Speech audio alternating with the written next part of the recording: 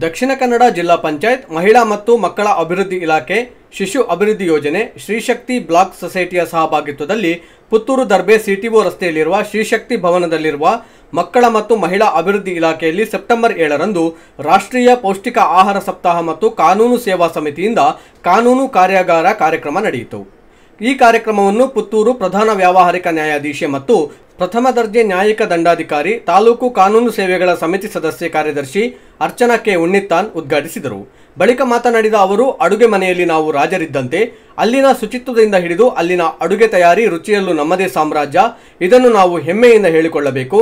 ಅದೇ ರೀತಿ ಪ್ರೀತಿಯಿಂದ ಮಾಡಿದ ಅಡುಗೆಯ ಗುಣವೂ ಹೆಚ್ಚಿರುತ್ತದೆ ಎಂದು ಹೇಳಿದರು। ನಮ್ಮ ಮನೆಗಳಲ್ಲಿ ನಮ್ಮ ತಾಯಿಯರು, ನಾವು ಹೆಣ್ಮಕ್ಳು ಎಲ್ಲರೂ ಇತ್ತೀಚಿನ ದಿನಮಾನಗಳಲ್ಲಿ ಏನಾಗ್ತಾ ಇದೆ ಅಂತಂದ್ರೆ, ಹೆಣ್ಮಕ್ಳು ದೌರ್ಜನ್ಯ, ಹೆಣ್ಮಕ್ಳಿಗೆ ತೊಂದರೆ ಬರೀ ಇದೇ ಆಗ್ಬಿಟ್ಟಿದೆ। ನಮ್ಮ ಗುಣಗಳನ್ನು ಯಾರು ಎದ್ದು ಹೇಳ್ತಾನೆ ಇಲ್ಲ ಅಲ್ಲ।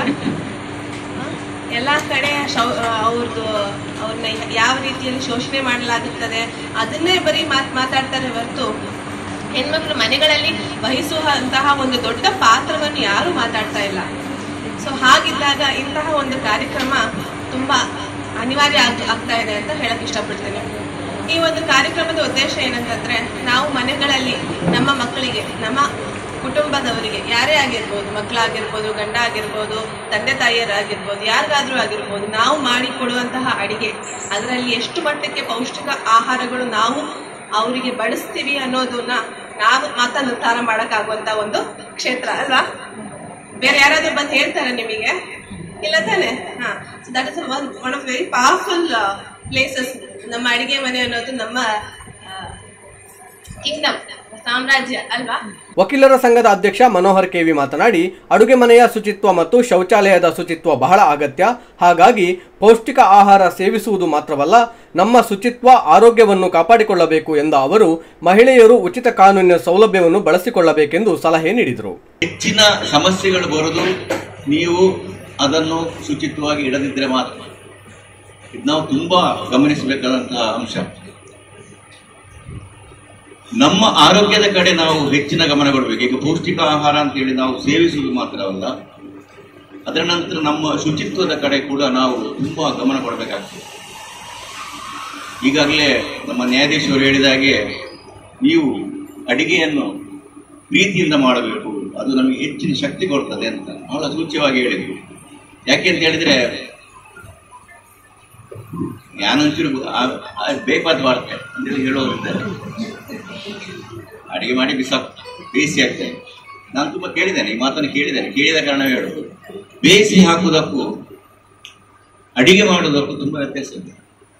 ಪ್ರತಿಯೊಂದು ನೀವು ತರಕಾರಿ ಹೆಚ್ಚುವುದರಿಂದ ಹಿಡಿದು ಎಲ್ಲವನ್ನು ಸಹ ಇದು ಚಂದ ಆಗಬೇಕು ಅಂತ ಹೇಳಿ ನೀವು ಮಾಡ್ತಾ ಹೋದ್ರೆ ಖಂಡಿತ ಚಂದ ಆಗ್ತದೆ। ಎಷ್ಟೋ ಸರ್ತಿ ನೀವು ಪ್ರಥಮವಾಗಿ ಮಾಡಿದಂತಹ ಅಡಿಗೆ ನೀವು ಹೆದರಿಕೊಂಡು ಮಾಡಿರ್ತೀರಿ, ಆ ಹೆದರಿಕೊಂಡು ಮಾಡಿದ್ರು ನಿಮಗೆ ಅದು ಚಂದ ಆಗ್ಬೇಕು ಅಂತ ಮನಸ್ಸಿನ ಒಳಗಿತ್ತು, ಅದು ಚಂದವೇ ಆಗಿತ್ತು।